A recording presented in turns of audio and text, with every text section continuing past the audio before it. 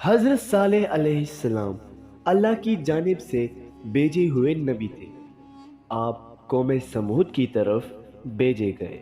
آپ نیک کاموں کی طرف بلاتے اور برے کاموں سے روکتے تھے۔ قوم سمود گناہوں میں مبتلا تھی۔ قوم سمود کے لوگ آپس میں ایک دوسرے پر ظلم کرتے تھے۔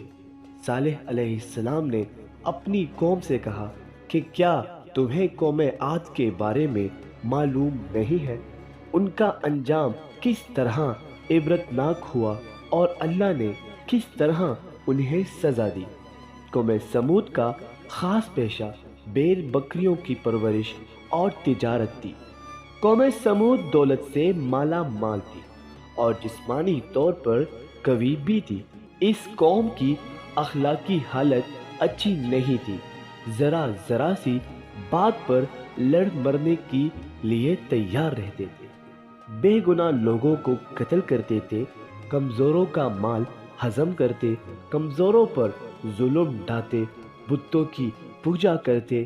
اس قوم کو راہ راست پر لانے کے لیے اللہ نے حضرت صالح علیہ السلام کو نبی بنا کر بھیجا۔ حضرت صالح علیہ السلام ان سے کہا کرتے کہ اے قوم، اللہ تعالیٰ کی بندگی کرو، اس کے سوا کوئی حقیقی معبود نہیں۔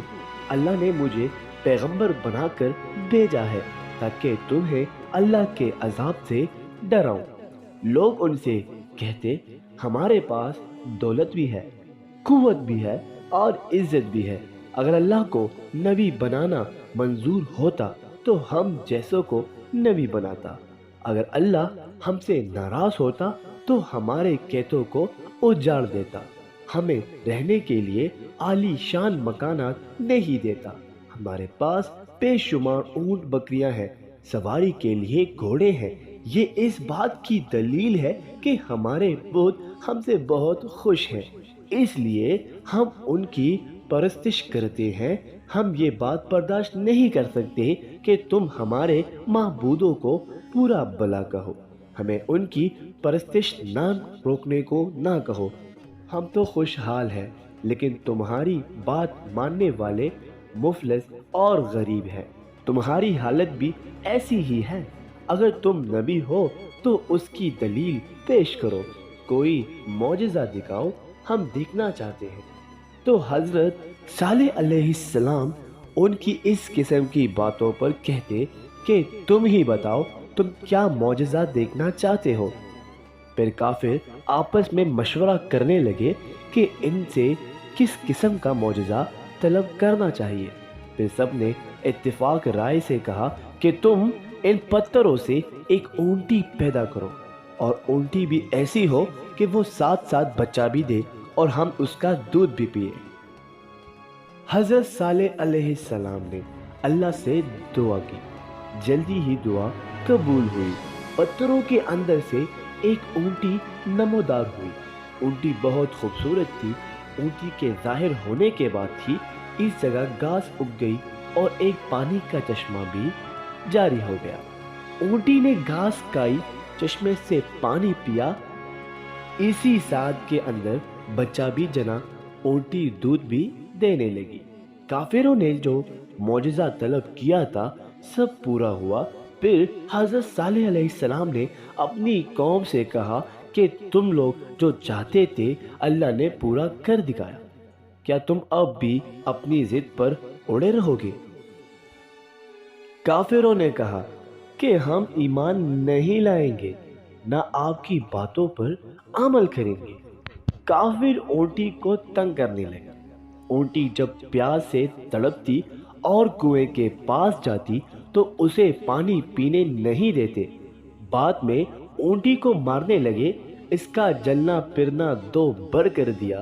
وہ اذیت کے مارے کراہتی رہتی، لیکن کافروں کو رحم نہیں آتا۔ حضرت صالح علیہ السلام ان سے کہتے کہ اونٹی کو اذیت نہ پہنچاؤ، اسے چرنے دو، جہاں جانا چاہتی ہے جانے دو۔ وہ اگر پانی پینا چاہے تو اسے پیاسا نہ رکھو۔ ایک دن اونٹی چشمے سے پانی پینے گئی تو دوسرے روز تم اور تمہارے جانور پیئیں گے۔ اس کی روزانہ کے معمول میں کوئی فرق نہ آنے دے۔ تم اللہ سے ڈرو، اس کی عبادت کرو۔